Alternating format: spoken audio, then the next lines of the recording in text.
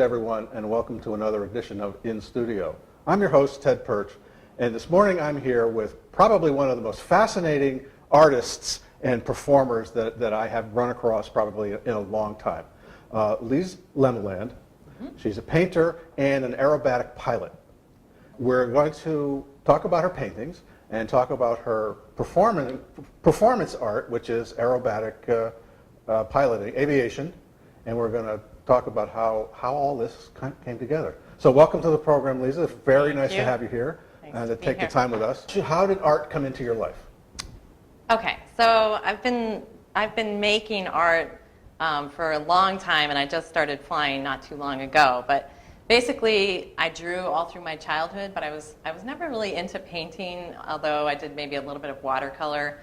But I just drew obsessively, and actually at that time I was really into horses. I was drawing horses all the time. And then I went to college, and in college I was still interested in art, but I felt like I needed to do like what I thought was a real degree. And so I did an English major, but started to take some painting classes a little bit. That was at Stanford University out in California. And it wasn't until after I graduated from Stanford, which was in '89, that I actually started to paint kind of on my own, pretty much full time. And then eventually, maybe 2 years later, I went back to school to the San Francisco Art Institute, did my BFA, and then went to Hunter College in New York and did my MFA there. So you studied art in San Francisco area and California. How did you get to what is now your current position at Alfred University in Western New York State? Right. So I went to graduate school at Hunter College, graduated but left New York and actually moved to Mexico for a little while. Then came back to New Hampshire and I started teaching adjunct. I was teaching at the New Hampshire Institute of Art and Boston College, Boston University, and eventually I landed the full-time tenure track position at Alfred University, which is where I've been ever since. You're still? I still am. This year I was on a leave of absence. I got tenure, I think, 2 years ago, so I'm associate professor of painting there. Now, for those who don't know where Alfred University is, it's in Alfred, New York, but it's near Cornell, way out in the southwestern part of New York State, south of Rochester. Yeah. It's beautiful country. One of the Finger Lakes is right. The tip of one of the Finger Lakes is right close there. Yep. I looked at the map yesterday, but I don't remember which one it was. Well, but don't ask me that. it's not a question. I'm just trying to help people, locate where it is. Yeah, there's the Three Finger Lakes. It's near Ithaca. Yeah. Yeah. And it's beautiful country. It's beautiful. It's farm country. It's very, very rural. Right. Yeah. Now we're talking about your painting evolved into subject area here is aviation, and you're flying. How did that happen? So I was like in graduate school. I started doing work that was all about pattern and looking at a lot of non-Western sources for pattern. Looking at a lot of rugs and carpets, textiles, Chinese embroidery. So my work before I started to fly was very, very flat and very pattern oriented, very ornamental, very intricate. There's a lot of like fine detail, a lot of flowers. Lace was something that I was looking at a lot. And so I did that body of work for years, actually, and you can see some of those images. Right, we do have some of those images. Yeah, we'll look at those. And then so I should start about the flying. So one summer, I think it was summer of 2007, I actually had a fear of flying. This started probably in my teens. You're not alone. It's not uncommon. So yeah, I was terrified. I had never been in a small plane, but I was terrified to get on jets. And because I was going to school out in California, that was quite difficult for me because I had to fly out there. Yeah. So eventually I decided that I needed to get over that fear and went for a biplane ride off of Katama Airport in Martha's Vineyard, which is where I spent all my summers, basically since my childhood. And that changed everything for me. As soon as I went up in that airplane and it's open cockpit, so there's just the wind, blasting by you. And he asked me what I wanted to do because I was paying for two people, but I was in a single seat. Yeah. And I said, I don't know, but he basically dove the plane down, pulled up and did a barrel roll right over the ocean. So I was looking up there at the water. Yeah, yeah. And, like watching everything oscillate around the nose, and just was like, oh my God, this is so much fun. And Yeah. I wasn't scared at all. I was actually just riveted. Yeah. So basically that changed my whole perspective, literally. And I went back to Hornell that fall and signed up for flying lessons and got like way into, Right. going for my pilot's license with the intention of learning how to do aerobatics. And Really? it took me Just, about, that was it? yeah, absolutely. It was that one ride, the one loop, and the one barrel roll. I have to have some of this. Right? I got to get me one of these. Yeah, Yes, yes. it was absolutely that. It Yeah. completely changed me. Huh. So it took me about a year to get my license. Sure. Actually about a year and 4 months. Yeah, you have to put in the hours. Just as a spoiler alert, or not so much a spoiler alert for the audience, but I also happen to be a pilot, and that's my ticket. And so I know some of what we're talking about here, because I haven't done aerobatics at all, because as I told you before, my eyes and my ears sometimes don't play nice, and motion sickness is an issue for me sometimes. So sometimes I don't want to do that. But when I learned to fly, I was driving down a highway, and I lived in Windham, Connecticut, and the airport is right near the highway. So I was driving into town one night, and a Beech twin came in to land right over me with all the lights on and everything. And I looked up, and it came in, and I thought, I've got to try this. I have just got to do this. And the next day, I went to the airport, signed up, and started flying. And my instructor, so we got out there, and we got out to the taxiway and so forth. And he says, "Now, and he stopped, and he said, "Now, are you sure you want to go through with this? Because most people do not ever sit in a plane that's this small, which is probably not much bigger than the two of us sitting side by side. Smaller, right? It's smaller than that with all the instrumentation." And he said, don't feel badly if you're too nervous or too afraid, because this is not the same as a 747, not even close. I said, "No, let's do it. Let's try it." And a year or so later, I had my license, and Yep. I like VFR. You get up at altitude, and you just fly over the landscape, and you look down at basically the map of our world. And I just love looking down and feeling the air through the plane, and having that Yeah. experience. I think there's definitely something. It's the moment that you solo the airplane, I think, Yeah. is really, it's so magical and it's so terrifying. Yes, that's true. I remember, just being up there without Pat, my instructor, to the right of me, and thinking like, oh my God, it's me that's flying Yes. this thing, and it's me that has to get it down. And Yep. but at the same time, like, eventually I learned to absolutely love the feeling of being alone up there in the Yeah. plane and just being in control. And it's not exactly quiet, but there Well, is it's noisy. sort of, It's noisy as hell. it's very noisy, but it's sort of peaceful, and Yeah. it requires so much concentration. And Right. I think aerobatics to me is a little bit like a sport. It's very physical, but it also, just like flying, it requires that really intense concentration, and Right. sort of like it's really mentally taxing. Oh yeah. And it's physically yeah. taxing too. And then there's the whole adrenaline thing. Yes. Well, that's yes. which I that's- really love. Yeah. Yeah, it is the concentration and having to. It is taxing. I'm just repeating what you said, but Yeah. my own experience is true. Even flying in a straight line from here to Martha's Vineyard, you have to pay attention to everything all the time, Yeah. because my instructor had a lesson for me one day. We were flying out to New York State, across Connecticut, and we were talking. We were just conversing and blah blah blah blah blah. And at one point he asked me, "Okay, so where's Danbury?" And I looked down. I don't know. And he said, "Now this is the lesson for today. Pay attention." Because I had drifted over Great Barrington someplace without even realizing it, and that was the lesson. You have to pay attention all the time to everything, all at once, and that takes a lot of work. That's a lot of juggling. Yeah.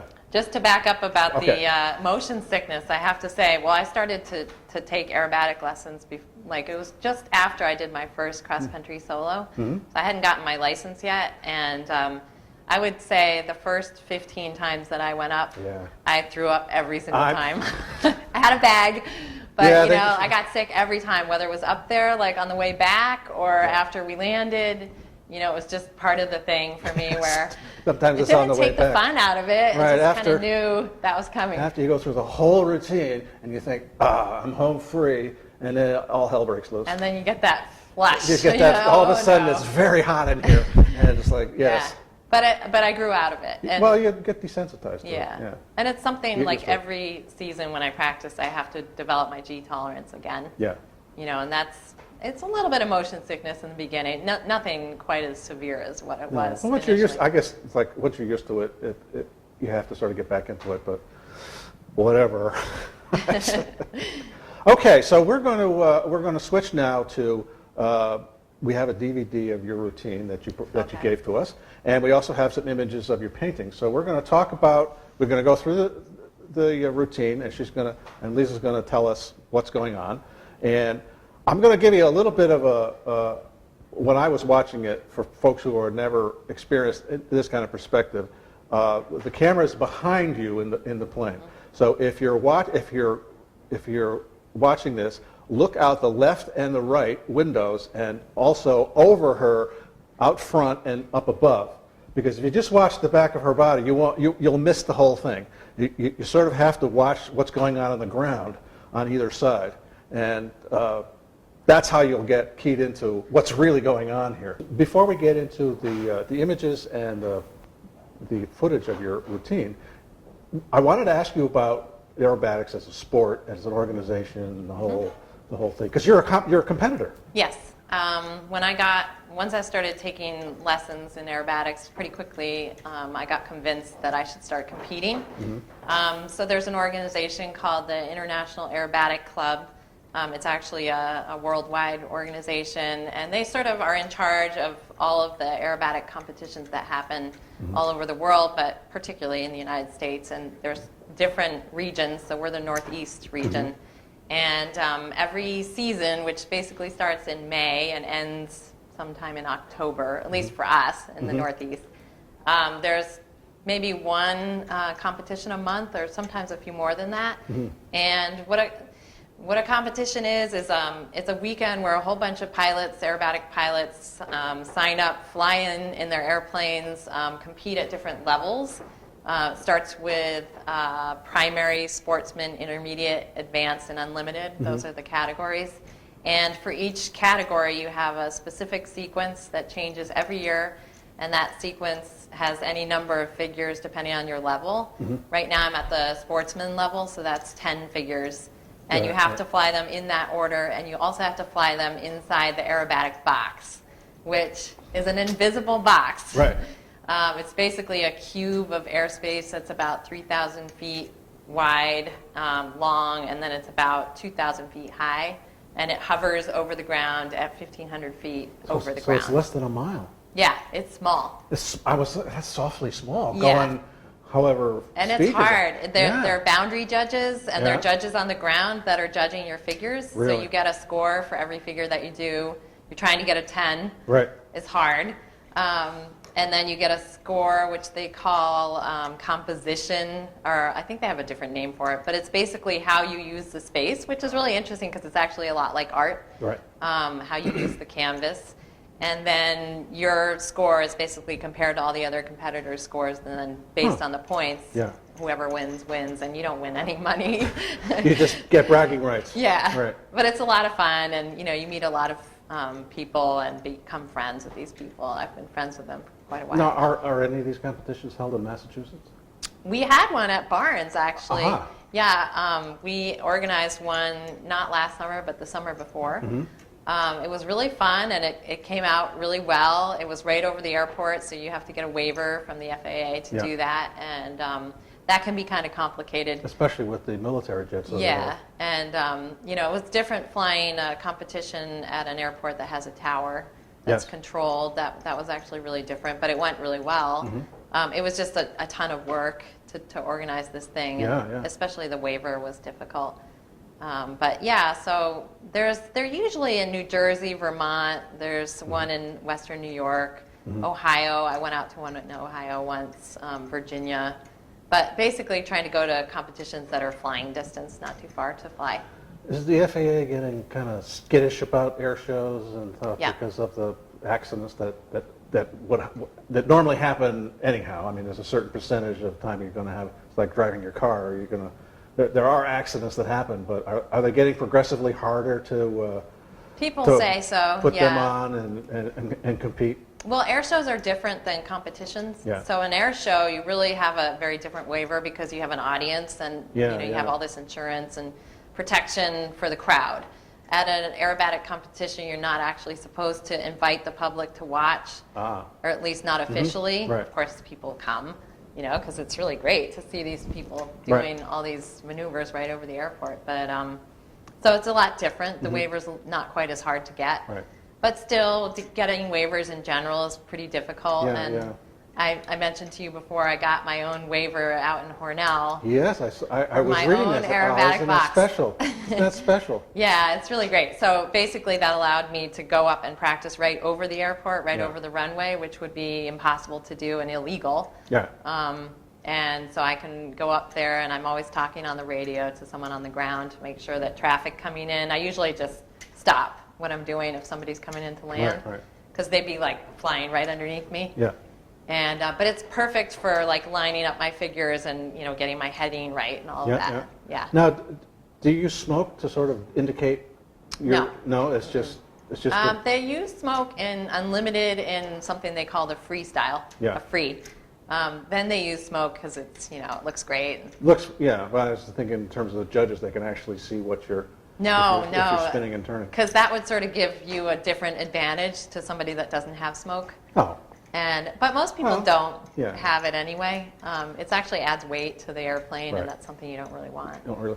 Now, you told me at one point when we were talking that your plane, well, I don't know if you see actually the outside of the plane, but it's painted. There's a purpose to the way it's painted. There's two different color schemes. Yep, it's got a starburst pattern on the top of the wings, and on the underside of the wings it's just stripes. Right. So when the judges on the ground are looking at my airplane and it's way up there like in front of the sun and difficult to see, if they see the stripes they know I'm upside down, or the other way around. So, and in the competitions there are a lot of different types of airplanes that are flying against each other, and you can fly anything you want. So you could fly a really high performance aerobatic airplane like an extra, or you can fly what I fly, which is a super decathlon. So that's sort of like the more of a trainer aerobatic airplane. It is designed specifically for aerobatics. Yeah. It's mostly made out of fabric, which makes it lighter. Really? It's a tailwheel airplane, which reduces the drag and makes the maneuverability better. And that's something, as a pilot, you have to get your endorsement to learn how to land that tailwheel. It's different. Yeah. Because you're coming in like this and you really can't see anything except out to the side. Right. Yeah. Well, and also the trick on the ground is when you come in to land, your center of gravity is behind the pilot. Yeah. So as soon as you're on the ground, that tail wants to swing around and ground loop you. So you have to work really hard with your feet to keep it straight. Yeah. That's always a challenge. Yeah, well, it's fun too. It It's is. a challenge, but it's the most, I tell people, it's the most masterful thing that I ever learned so far in my life, is how to fly a plane. Because it requires all of your senses and all of your concentration, and you're suspended in space, and you're having to control 3 different directions. Up, down, this way, and this way. So it's keeping all that in balance. Yep. And once you get it, it's like, oh, cool. Never want to stop. I can do this. Yeah, I can do this. Yep, it's true. Okay, so now we're going to go to the DVD, and we're going to start where you're getting in the plane, and you're going to explain to us what we're seeing. Okay, so I just, I don't know what I just checked back there, but maybe I switched on the camera. Now I'm climbing in, and the red thing that's on my back that looks like a backpack is a parachute, which I'm required to wear every time I go up and do aerobatics. The idea with that is that if something were to go wrong, I could actually release the hinge on that door that I'm closing and dive out and pull my ripcord and be able to get out of my plane and parachute down to safety. Now the trick with that is with aerobatics, when you compete, you fly fairly low to the ground. So you're, for my level, we fly down to 1,500 feet. If I were to bail out of my plane at 1,500 feet, I'd be pretty lucky if I pulled the cord and was able to get the parachute open and land safely. But you know. So the cord's figure out. not attached to the plane? It's on a, no, it's on a You have- D-ring. you have to do it yourself, Yeah, right yeah. on my chest. And you have to have those things repacked every 6 months. Mm-hmm. So here I am, like, putting my seatbelt on, and in my airplane we have a 5-point harness. So there's the shoulder straps, there's 2 straps that go over my lap, and then one, they call it the G strap that goes between your legs, and they all clamp together in the center with like 2 enclosures. And you want to, you ratchet it down to make it really, really tight so that when you're upside down, you're not like falling down or Right. moving You're not, around hitting, in you're your not seat moving at all. Yeah. Yep, so I'm kind of going through, I don't know if I have my checklist out at this point, but I do have a checklist on the door, which I Yeah. always check. Just to orient you a little bit, if you look out to the left, like out that window, you can sort of see, right now I'm turning on the master and the mags, you can sort of see a star-like thing that's attached It's on to the the strut. strut. It's like a star point made out of wires, and that's what I call, or it's called, my sighting device. And that's what I check against the horizon to check my lines when I'm doing figures. So when I'm flying straight and level, it's one of those lines that's sitting right across the horizon. The horizon, yeah. And when I'm flying vertical, I can line it up so that I know exactly where my vertical line is or exactly where my inverted 45 is. So that's, you'll see me looking out my left wing Yeah. a lot, and that's what I'm looking at. Now that you got the engine started. So I got the engine started. I'm just doing last power checks. Probably eventually going to put my headset on. I like to start the engine without my headset so I can hear how it sounds. Yeah. So make sure it sounds right. A lot of this is just, you know, like things that you learn about your own plane. Now, the engine of the power plant, how many horsepower? 180 horse. Ah. It's a 1996 So line. it's a good, powerful, punchy engine. Yeah, it's pretty That's powerful. going to do this. I mean, you really do have to have power in order to. You have to have some. I mean, Yeah. there's lots of planes that have a lot more than mine, but that's kind of like, Yeah. you know, what you want at least if you're going to be competing. Okay, so I'm sitting on the taxiway at this point doing my run-up, which is what you want to do before you go fly your plane. So you're checking the power settings, checking your ailerons and your elevator with the stick, moving the stick forward and back. Yeah, making sure everything and actually making works. sure everything is working properly. This is a constant speed prop engine, so I'm checking the propeller to make sure that it's cycling. Doing my last one checks here. Yeah. Okay, So now the plane is moving. If you look off to the left-hand side, no, right-hand side, the other left, you can see she's running up on the runway, taxiway. turning onto the taxiway. Yeah. And then onto the runway. It's a nice day out. This is a good day for flying aerobatics because actually having a few clouds, as long as they're not in my way, also helps to position myself for that horizon. And now I've got power full forward, and this is a tail wheel airplane, so you have to push the nose down to get the tail off the ground before you lift off. And now I'm lifting off. It's very gentle. It's just a Yeah. gentle pull back, nudge back on the stick, Yep. and just keeping everything straight. And you have to be careful. Otherwise, if you really yank that back, you're going to stall. Yeah, that would be very dangerous. That would be bad. So we're going to skip a lot of the footage of climbing out. It takes a while to climb up to the box in my plane. I can't It's just go 1,500 shooting feet? straight up. Yeah. Well, I actually start around 3,000, Oh, right. 3,500. Well, you want the engine to warm up. You have to sort of get yourself warmed up too. Yeah, actually. Yeah. Okay, so I'm doing a spin right now, which it's actually 1.5 turn. I bobbled that Oh? a little bit. I'll explain to you what that is, and now pulling out of the dive. So now there's the horizon you see. Now I'm doing, oh no, this is a hammerhead. So pointing the nose straight up like this, then you rotate around down like this, and then Straight down. pointing the airplane straight down, and then a quarter roll, and then pulling out.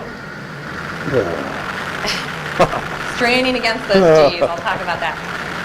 The next thing is called a reverse shark's tooth, so pulling to like a 45 up, rolling it inverted, holding that line, pulling it over the top into a straight vertical down, holding that line, and then pulling out. Level. I think the next thing will be loop, which is going to be a very kind of gradual increasing pressure. You see me looking out over the left wing. Now I'm looking for the horizon, and then trying to keep that line exactly straight and come out at exactly the same altitude as I entered. Right. If you do that, you can sometimes feel your own weight. That's right. You're flying into your own. Yeah. Yeah.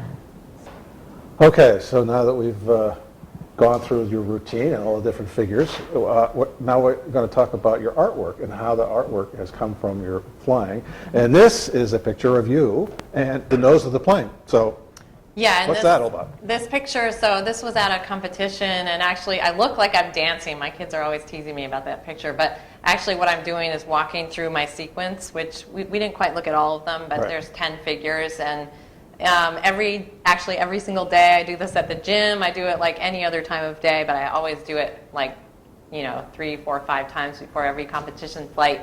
I'll be walking through my sequence on the ground, and I'll usually just sort of map out on the pavement a little box and like remember, what's out here at this particular competition. Maybe there's a river out there that I want to remember, or there's a gray barn, out ahead of me that I know is going to be, that's going to be my straight on heading. So I'm like trying to visualize everything and walk through it in sort of real time. It's also isn't it also like muscle memory too? Totally, yeah. Because you're for each figure you're doing something different. Because you kind of have to know what figure is coming next. Like while you're doing one, you're thinking about what's coming next. You're actually always thinking about the next one while you're doing the other one. Yeah. Yeah. If you're thinking about it, if you're thinking about it when you're doing it, it's too late. Right. Yeah. Yeah. Okay, this next one is called, this is actually a small work on paper, and it's called Blackout. So what I didn't talk about so much yet is the G forces that you have to deal with when you're flying aerobatics. So that's the forces of gravity, and every time you're pulling out of a dive, or if you're inverted, you're either feeling positive or negative Gs. Right. And those can be, if you're pulling positive Gs, it's basically drawing the blood out of your brain and away from your heart.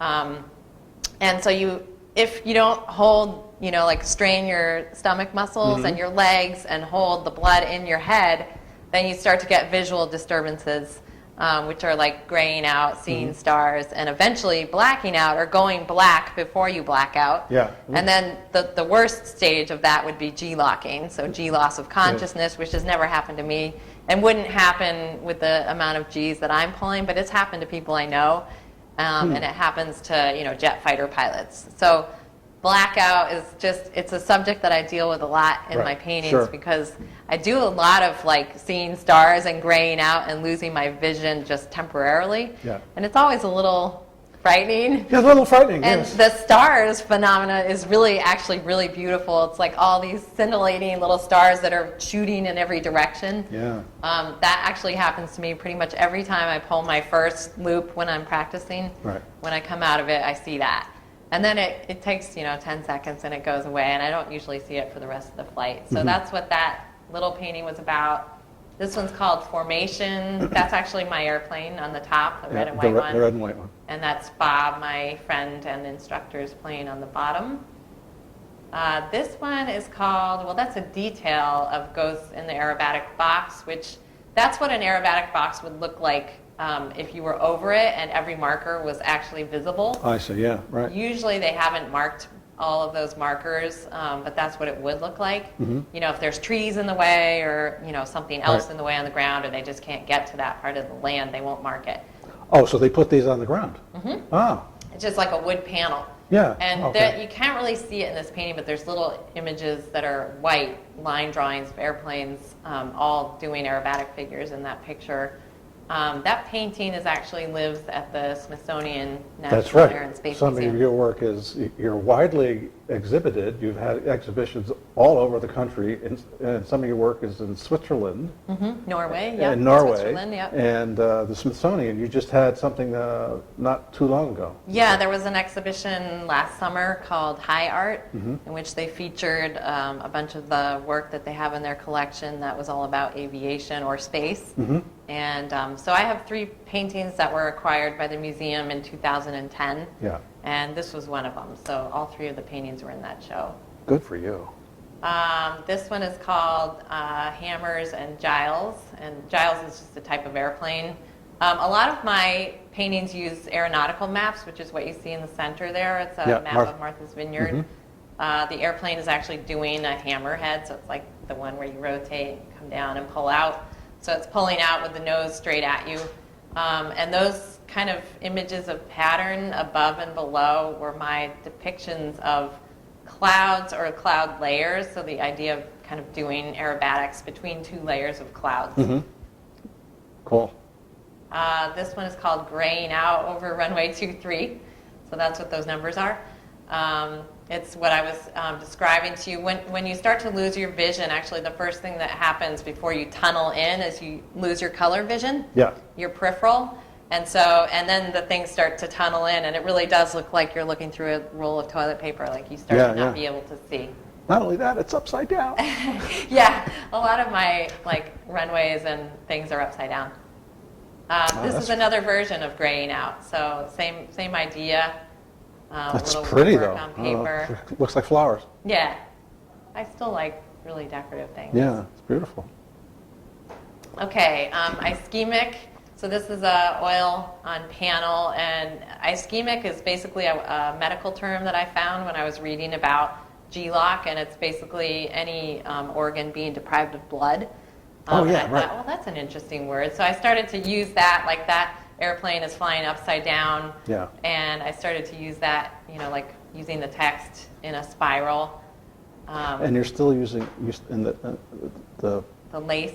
Yes, the lace, the pattern there. It's like a horizon, kind of wrapping around the world. Mm-hmm. This is a painting I did for the Hornell Airport. There's my aerobatic box, actually, to the right, which is where it is when you look at that runway. And runway 18 is one of their runways. They have 18 and 36. I love the green. Here's another Martha's Vineyard painting. This one is, the airplane is doing a rolling circle, which I've never done, but I'm really intrigued by it. It's a really difficult maneuver.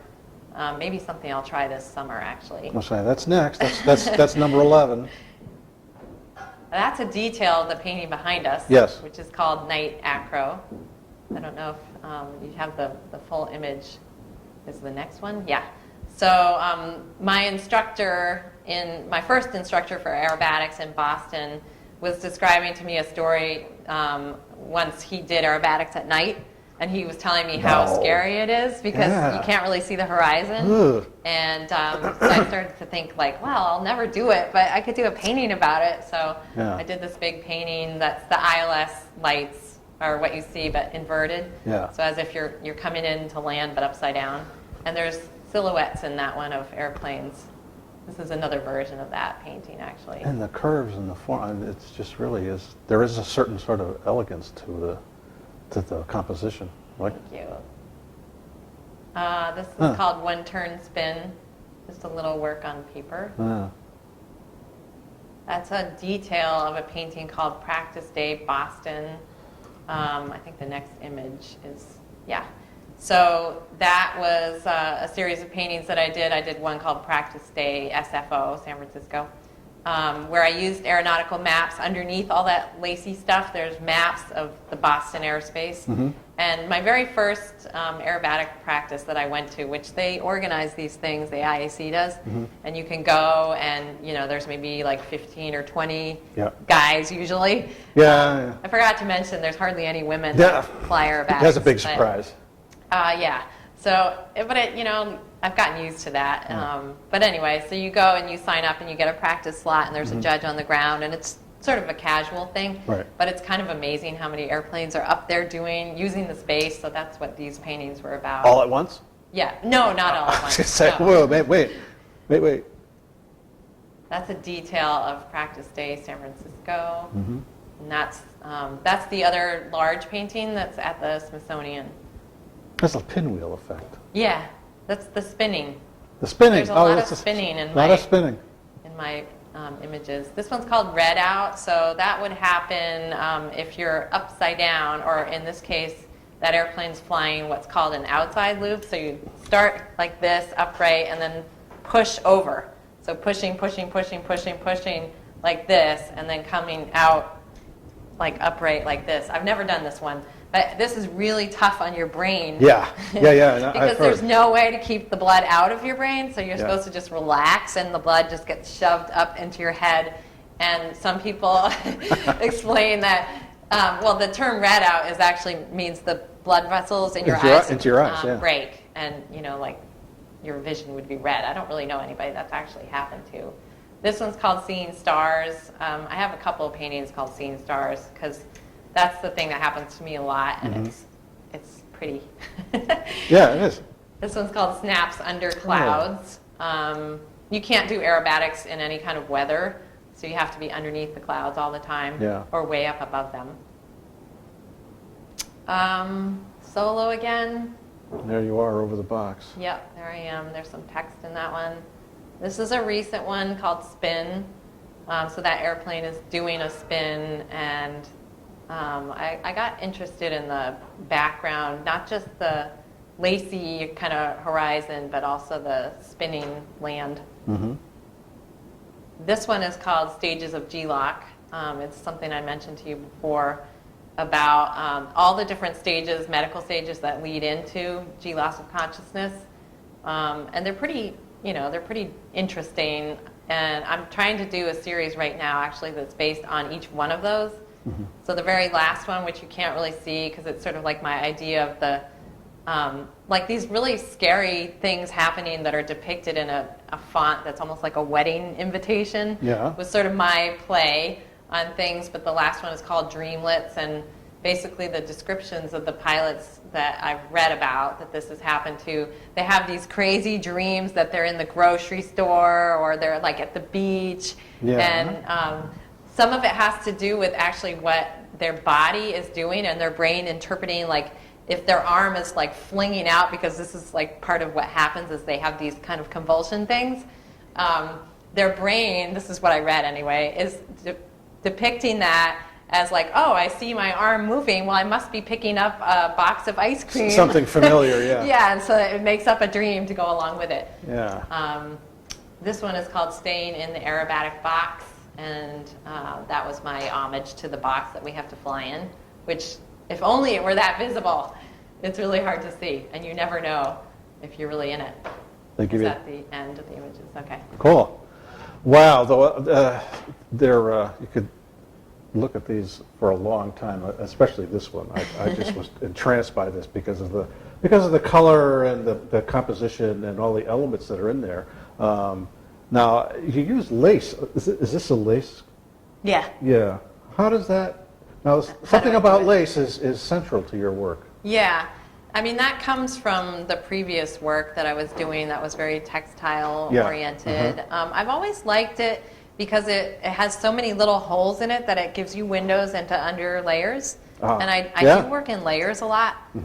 So like in this painting, there's like layers behind here of just color, and then there's a map layer, and then there's the lace layer, and then I glazed over that. But I like that it's all kind of visible. So lace works really great for me that way.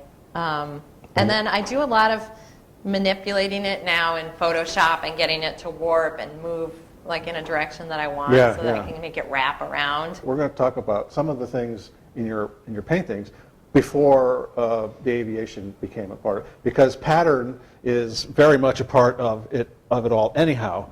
And you were talking before that your paintings beforehand, that was pretty much where you that was your focus. Yeah. The work that I did sort of prior to aviation, prior to flying, was, as I said, really pattern oriented. The space was really flat. Like there was no perspective. It was all sort of like maybe this deep, and in my mind. And I did a lot of, we're looking at a painting right now that's called Dragon Demon, which is the same scale as these. They're like 62 inches by 82 inches. But in this painting, I was actually looking at a lot of Tibetan tankas. That's where the skulls came from. And these wrathful deities with these big headdresses. And I had used also snakes in some of my paintings. So I sort of made up this whole big headdress for this dragon. And I did a lot of making my own stencils and cutting stencils and layering them, like a lot of gold paint, really, really detailed and really ornamental. Yeah, this is just gorgeous. A tattoo. That's a great tattoo. In this one, the dragons are sort of mirroring each other. This is a detail of the larger painting, which is the same size as these. And it was this idea of Eastern dragons that can live in the ocean or up in the heavens, and they can fly, they can become invisible. They have all these incredible powers that are so different than Western dragons, which are usually, like really dark and ominous. Yeah, like symbols of evil. Right. And I like the idea that these had much more benevolent sort of Yes, they do. themes to them. And a lot of glazing, which is what that dripping is in the canvas. Ooh. Okay, so this is a detail of a painting called Field of Lace. There's no dragon image in this one. It's just like this big, bountiful sort of like spring. To me, it was like a spring scene. It was a lot of stenciling and layering and painting these really detailed little flowers. Yeah. That's the whole painting. I think this one is down at GE, General Electric, in their corporate headquarters. Oh yeah, this one is called Dragon Mandala. So I was actually doing a lot of paintings way before I started flying that had to do with spinning. Way back, way even before this body of work. And looking at, I did a lot of mandala paintings, sort of my own versions of them, and this one was kind of a carryover of that idea of building this mandala that actually looked like kind of layers. I actually got the idea for this painting laying on this scaffolding, looking up at the sky at these two layers of clouds that were passing, in opposite directions. And I thought, I want to make a painting that has layers of like this white lace that sort of pass one over the other. And so that's how I started the painting. And I just built it out of single stencils. None of them were more than like that big. Yeah. And just hand painted everything and built it up in layers. The colors are just the purple and the little bit of red and the green and the gold. And this one is called Pink Lace, which I have up in my studio here. And the silhouettes, those sort of black silhouettes that are almost like a window into another space, those were made out of images of lace, like details of lace that I blew up into these huge images and then filled them with the image of clouds that I found in Chinese embroidery. So a lot of stenciling. And this one's called Gold Dragons. It's again, it's another image. I don't know if you can see it. There's two dragons. They're mirroring each other, kind of in this like arabesque, in red, and then painted on a heavily glazed background. And that's back to the beginning. Oh, wow. Well, that's terrific. So I should just mention, like I did a lot of research into pattern and decoration and the pattern and decoration movement when I was at Hunter doing my thesis, and kind of came into this idea of working with pattern but bringing it into a really sort of contemporary setting. Yeah. So using my influences, the things that had influenced my life, the things that I was interested in, and bringing them into the pattern. So, that became like this way of sort of looking at something to me that maybe wasn't considered high art, but then bringing it into this high art arena and making paintings about it. Well, the background, now going back to the first dragon one, the background is very close, in my mind, very close to like a William Morris Arts and Crafts wallpaper. Yeah, I love his designs. I've looked at them for a long time. So I've looked at a lot of wallpaper, tiles, also Australian Aboriginal art. Oh, yes. I've looked at that a lot, and I think that's where the dotting comes from. I was going to say, right in here. Or in that painting, the ischemic one, that's just like I can't turn totally my head that way. Full of dots. Yeah, that's right. I've gotten sort of back into that. Like, it comes and goes in my work. You can see it on the airplanes. They have little dots on them, but... Well, it's such a rich kind of milieu to work in. I mean, you have this Balinese dragon that's on the other side. I can see from here. It's just perfect. So there's that, and there's the Mexican figure next to it, and the dragon. So there's all sorts of, you're really involved with a lot of different styles from different cultures and different traditions, and it all coming together. It's really cool. Yep. It's really, really, really wonderful. Thank you. Wow. So, Lise, I'm so happy to have spent some time with you here and talk about your sport and your performing art. As far as I'm concerned, it's a performance art. It is. Aerobatics, and it's an art and a sport. I mean, it has to be both. and your paintings as well, and the dragons here. I'm glad you introduced me to the dragons, because now I feel like really good. It's like, oh, dragons are, they're a spiritual sort of entity, and they watch over you, and here they are, and it's been wonderful. Thank you very much again for allowing us to come in. And I had a thought way back in the beginning here that Lise has asked me to come in on her airplane and go through this routine. And one thing I thought of is that if people wanted to call the station and we could vote on it. Yes or no. Don't be an idiot and don't go in the plane. I know what Tim's vote will be, but we'll have to get him in a parachute. In a parachute. Well, which I have. My stepdaughter's a base jumper and a skydiver. So this is all part of my life anyways. I hear about it all the time. I see pictures of her jumping off of buildings and out of airplanes. So it's really nothing too. It's extreme, but it's part of my life. So I'll think about going on the plane and having a camera. I wouldn't make you sick. Good, because that's great.